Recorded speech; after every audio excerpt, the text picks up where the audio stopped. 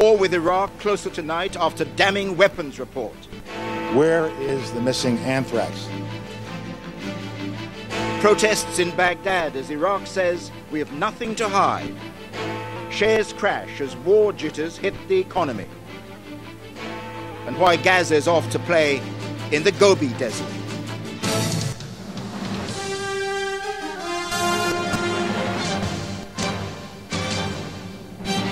The ITV News at 10 with Trevor McDonald and John Suchet.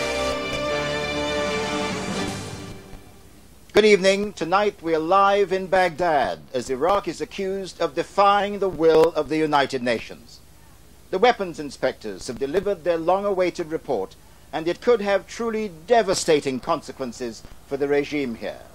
That report accuses the Iraqis of hiding anthrax, nerve gas, and other chemical weapons.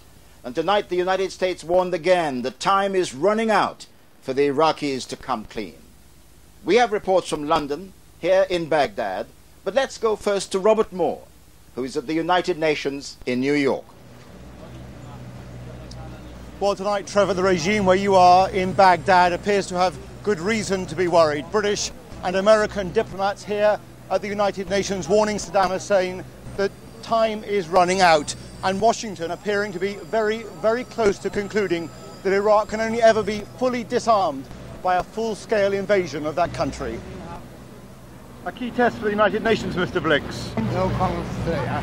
In a bitterly cold New York, the political heat is on the Chief Inspector and on the United Nations Security Council that is so deeply split over the issue of disarming Iraq.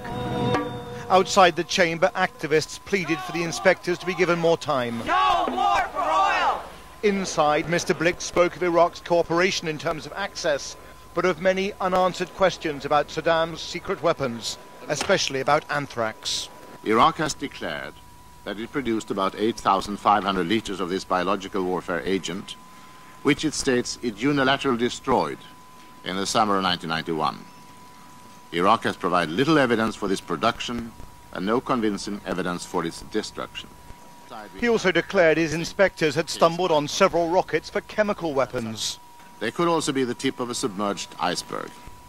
The discovery of a few rockets does not resolve, but rather points to the issue of several thousand of chemical rockets that are unaccounted for. Within hours of that report, the Americans made clear the prospect of a diplomatic solution is rapidly fading. Colin Powell insisting the Iraqi regime has not answered even the most urgent of questions. Where is the missing anthrax?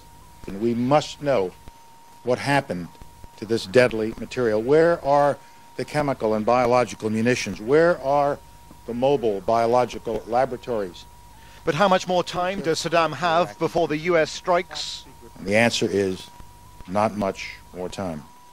Iraq's time for choosing peaceful disarmament is fast coming to an end. The Russians, though, telling ITV News the rush to war must be halted. Is this a green light for war? We see no reason whatsoever for the use of force in Iraq at the moment when inspectors are doing their job. Debate at the United Nations will now intensify. The divisions here could not be more stark, and the stakes could not be higher. Robert Moore, ITV News at the United Nations. So in the United States, the view of President Saddam Hussein is uncompromising. Cooperate actively or be forcibly driven from power. Government officials here, not surprisingly, take a different line. They say, we did cooperate, we're hiding nothing, and there's no need for war. That's a view shared by the people of Baghdad, as John Irvine reports. Isolated Iraq. As the rest of the world discussed its future at the United Nations in New York, the news bulletins in Baghdad reported nothing of it, concentrating instead on anti-war demonstrations. This is the type of rally that Saddam Hussein would like to see more of, well organized and well publicized. Denouncing the American president, they made their way to the United Nations headquarters in Baghdad. There's no doubt the inspection program and the threatening language from Washington and London are causing resentment. The authorities here in Baghdad will encourage more demonstrations of this kind in the days and weeks ahead. The Iraqi government firmly believes that images like these can only help stoke the anti-war movement that already exists in parts of Europe and the United States. Anticipating the criticism at the UN in New York, Iraq's foreign minister said there had been full cooperation and that the inspectors had discovered nothing sinister for good reason. They found no evidence, and they have no evidence, for the simple reason that there is nothing prohibited that can be reported. An army base near Baghdad, a site visited today by UN inspectors. They witnessed the testing of a missile engine. Iraq is allowed to possess some rockets, and this was no smoking gun. John Irvine, ITV News, Baghdad. British reaction to the Blix report came today not from Tony Blair but from Jack Straw, who said it was clear evidence that the government's tough stand against Iraq was fully justified. But he and Mr. Blair now have a tricky line to tread between Europe, where Mr. Straw was today, and America, where Mr. Blair is heading on Friday for talks with President Bush. John Ray is in Downing Street tonight. Not a glimpse of America's only reliable ally today, but all day in Downing Street, Mr. Blair has been working to keep together the international coalition against Iraq. It is no easy task. Britain, caught between a bullish US and a hesitant Europe, now claims Saddam is guilty until he proves himself innocent. But he's practicing concealment. There's clear evidence now that Saddam has made this a charade of an inspection. But behind the rhetoric, the reality is a diplomatic poker game with dangerously high stakes. Tony Blair's aim to disarm Saddam Hussein, and quickly, but he's been dealt a tricky hand. There's George W. Bush pushing for war in almost any circumstance, but there are also powerful nations ranged against him. France and Germany, the most vocal. Russia and China have also spoken out against war at the moment. And there are critics much closer to home. I think we're in danger of the US, supported by Britain, being judge, jury and executioner, and that just will not wash. Pressure at home, uncertainty abroad. Mr. Blair's summit with President Bush at the end of the week could be the sternest test yet of the special relationship. John Ray, ITV News, Downing Street. The reaction in Britain tonight. It's 13 years since I was last here in Baghdad. I came here in 1990 to interview President Saddam Hussein. That was after Iraq had invaded Kuwait, and it was on the eve of the first Gulf War. Everything the president said in that interview convinced me that he was certainly the man in charge, and that he was tough as steel. Last year, I went to Washington to interview President George W. Bush. We talked about his war on terror, and he made it abundantly clear that he had leaders like President Saddam Hussein in his sights. Tonight, these two men are on a collision course. The weapons inspectors have been given a few more weeks to try to find Iraq's weapons of mass destruction. But that does not reduce the risk of conflict, and a second Gulf War could be only weeks away. I'll be presenting news at 10 all week here from Baghdad. But now, for the rest of today's news, let's go back to London and to John Suchet. Thank you, Trevor. Well, here, worries about a war with Iraq hit share prices hard. They fell to their lowest level since 1995, down more than 120 points. As Caroline Kerr reports, it doesn't just matter to shareholders and savers, it matters to everyone. You'd have to turn the clock back 7 years to recall the last time share prices were this low. Back in 1995, John Major resigned as Tory leader. O.J. Simpson was on trial for murder, and Oasis were top of the pops. In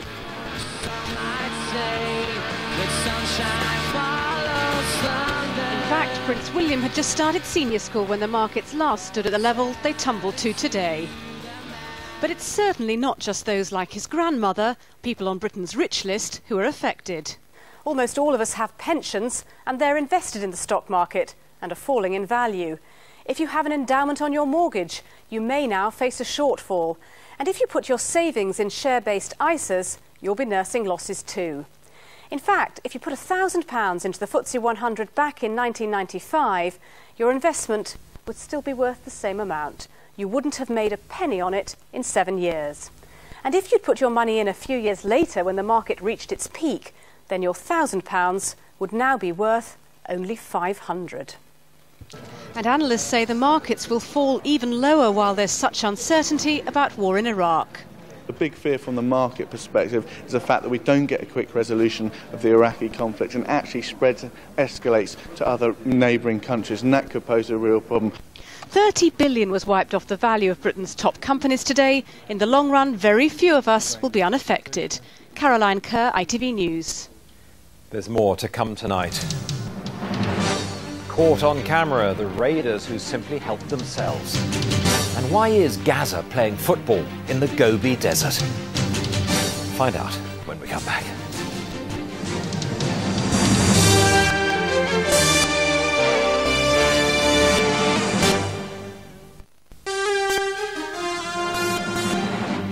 Welcome back. The name Victoria Clambier will forever be remembered as one of the worst cases of child abuse in this country. Her death led to the biggest ever review of the services that were supposed to protect our children. It's published tomorrow. Our Home Affairs editor, Shuli Ghosh, looks at its likely recommendations. Failed by a child protection system riven by incompetence and negligence. Victoria Clambier was tortured to death at the hands of her abusive aunt and her aunt's boyfriend. Among those who tried to raise the alarm were childminder Priscilla Cameron and her daughter Avril. They took Victoria to hospital after seeing horrifying cuts and burns on her hands and face. But the next day, the little girl was released back into the care of her abusers.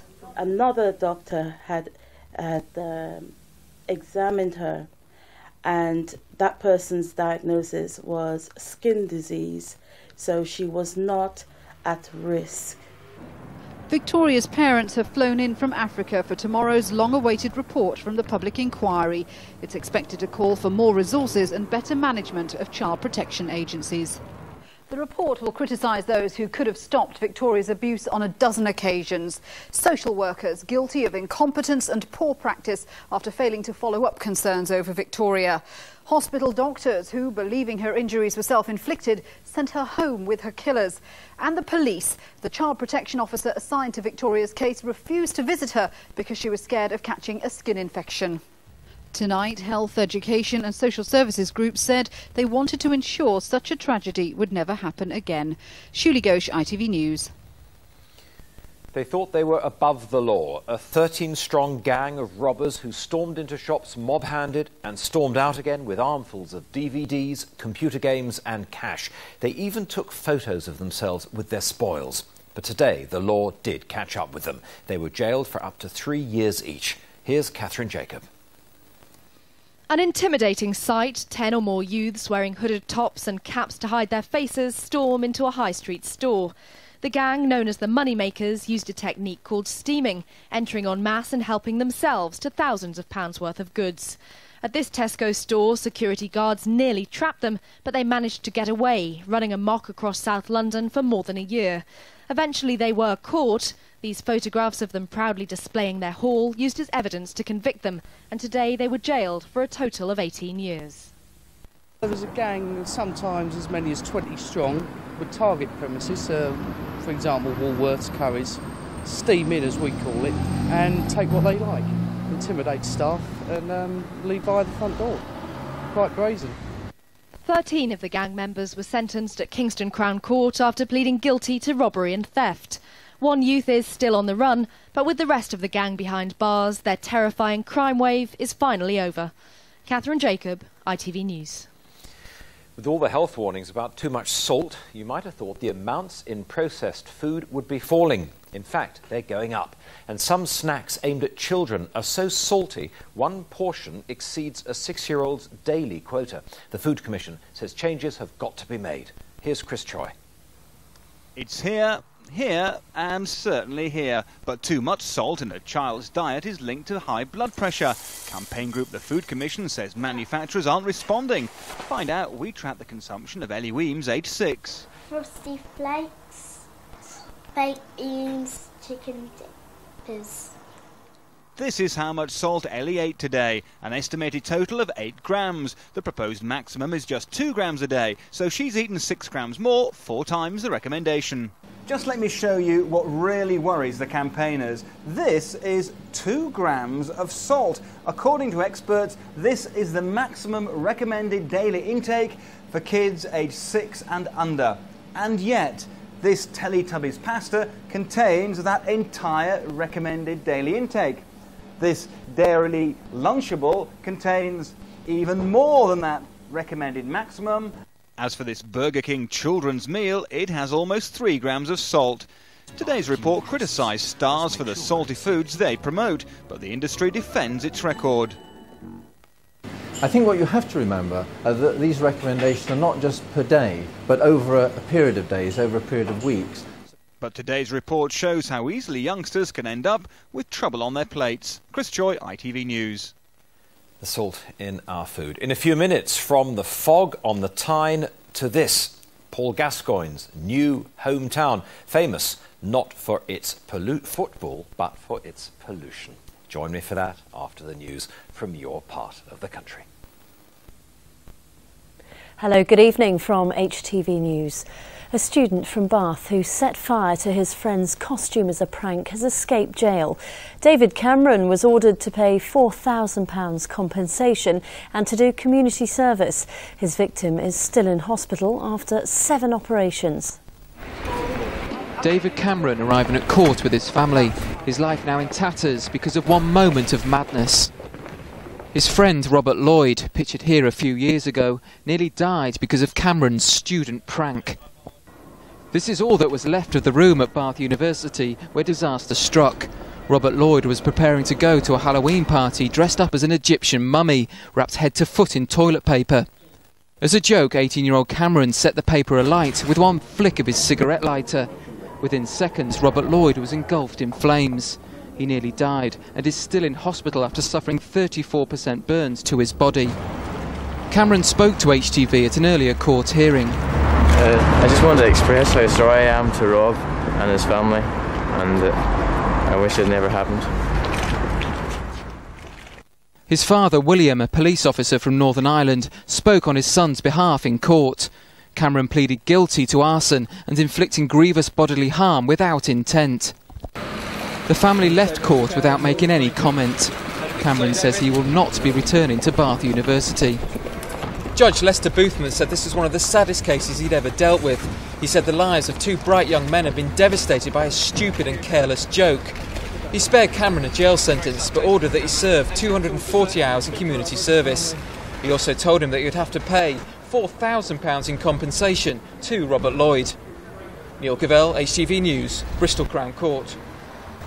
A man has been jailed today for 4 years for setting a police station alight.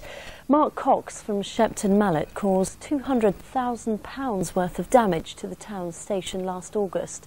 As well as pleading guilty to arson, Cox also admitted damaging a number of police cars. Bristol Crown Court heard that Cox had a number of grievances against the police and had been taking antidepressant drugs, which it was claimed may have made him more violent. Events have been taking place to mark National Holocaust throughout the region today. At Gloucester's Eastgate Shopping Centre, the commemoration's focus was on children. Local councils and voluntary organisations took part in the ceremony of readings and a minute's silence to remember the crimes against humanity. A statement of commitment was signed to promote an understanding of the Holocaust for future generations. 4 men have gone on trial accused of murdering a 25-year-old man in a Swindon street. Michael Epgrave, Daniel Porter, Nicholas Shepherd and Andrew Epgrave all deny murdering Matthew Hornsby on April the 3rd last year. Bristol Crown Court heard how a single stab wound caused Mr Hornsby to suffer severe blood loss. He died soon after in hospital. The jury was told it was the culmination of a long-standing feud between the men. The case is expected to last at least 3 weeks. Now to the bizarre story of a couple who are having to end their much-loved shopping trips to Weston-super-Mare. It's all because of at least 9 occasions their cars had to be rescued by a breakdown truck. It's not their fault. The vehicle's immobiliser has a mind of its own, and the doors keep locking and unlocking, but only in Weston. Off-road, it's as sure-footed as a tiger. But in the urban jungle, it's more of a dead duck. David Beasley paid £23,500 for a brand new Land Rover Freelander for his wife. Its high driving position means it's great for looking over hedges. Unfortunately, large chunks of Weston-super-Mare have become a no-go zone. Literally anywhere around here now, if we were to park and lock the vehicle, the car would be completely immobilised by the time we return to it, and we'd have to call someone to actually come and recover the vehicle. This is the first time in months the best 4x4 by far, as Land Rover calls it, has ventured into Weston. After 9 rescues, the Beasleys had had enough. If the immobiliser can't be switched off today, HTV will ensure the vehicle's recovered. Well, that's it now, so we've got to pop into Weston for half an hour, so we'll see what happens when we get back. Land Rover say there's nothing they can do. There are black spots around the country, probably caused by radio, TV or phone masts. Sure enough, a malign influence had zapped the immobiliser. David's wife isn't happy. I've had to put a stop for her to come to Weston-super-Mare, which is a bit sad really, considering she does a lot of shopping. So she's banned from Weston? She's banned from Weston, absolutely. So, rescue number 10. For the mechanics, Mr. Beasley is becoming an old friend. He's been contacted by other owners with the same problem. This isn't the kind of off-road experience they wanted. David Woodland, HTV News, Weston-super-Mare. And finally, if you're stuck for an electrician or plumber next time you have an emergency, then call a woman. That's what they're doing in Gloucestershire, where the fairer sex are taking on trades traditionally carried out by men. Women at Stroud College are taking advantage of a severe skills shortage and are signing up to be trained in the manual jobs, which include bricklaying and car mechanics. Their teachers say they're coming on a storm. Well, that's it from all of us here on your late news team from HTV. We're now going to rejoin John Suchet, who's in the ITV studios in London. Enjoy your evening. Bye-bye. Hello again. In a moment, find out what lured Gaza to the Gobi Desert. But first, tonight's main headlines. The Chief UN Weapons Inspector Hans Blix delivered a potentially devastating report today, accusing Iraq of hiding anthrax, nerve gas and other chemical weapons. America reacted by saying Iraq's refusal to disarm properly was a threat to international peace and security. And shares here plummeted to their lowest level for 8 years as the Iraq crisis hit economic confidence. Finally, once upon a time, football clubs were queuing up to sign him. Now the boot is on the other foot. Paul Gascoigne has a new job, but he couldn't have travelled much further to get it. Gazza was last seen playing in Britain for Division 1 Burnley last season. Since then, he's been linked to clubs in the United States, Germany, Romania, Russia, Malta, New Zealand. This morning he signed for the Gansu Heavenly Horses, who play on the edge of the Gobi Desert. From China, Julian Mannion reports. For the next 9 months, this will be Paul Gascoigne's life. Player and assistant coach for one of the most obscure teams in China. It's called Gansu Chenma, which translates as Heavenly Horse, and it's currently bottom of the Chinese B-League. Pretty happy. But today Gascoigne looked cheerful as he arrived at Beijing Airport after signing a contract rumoured to be worth some £250,000. Well, hopefully I can try and help them. It's a challenge. I like challenges, and this is a big challenge for me. Gascoigne's new home will be the heavily polluted industrial city of Lanzhou near Mongolia. Lanzhou is famous for the poor quality of its air and the high quality of its noodles. Gascoigne insists that he will be able to handle both the isolation and the food. I've tried everything. I've tried duck's head, I've tried chicken's head, chicken's feet, bats and everything, so hopefully I'll keep that up. I'll be flying, won't I? What's certain is that the former England star will have an army of fans here. I'm very like Gatsby. What do you think about it? I think he is a hero. It's a long way from the World Cup to the bottom of the China B-League, but Paul Gascoigne has made the journey.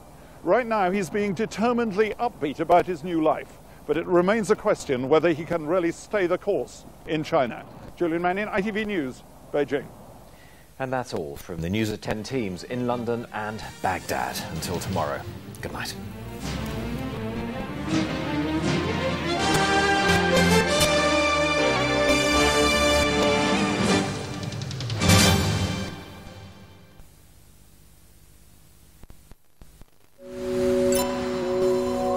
ITV National Weather, sponsored by Powergen. Powergen. Power in good hands. Good evening. Over the next few days, turning much colder across the whole of the country and with it wintry. By tonight, the last of that warm air, that's going to start clearing out. Patchy rain as well, leaving the far southeast. Wintry showers right up there in the northwest. And what you really will notice is the winds will pick up tonight. We're talking gales up there across the north. So by tomorrow morning, across the south and the southeast, dry, fine and bright. Those wintry showers continue in the northwest, and through the day they're going to start pushing both south and east. Wintry showers continuing behind, gusty winds and temperatures very down on today, particularly in the southeast. It'll feel bitterly cold. Powergen. Power in good hands.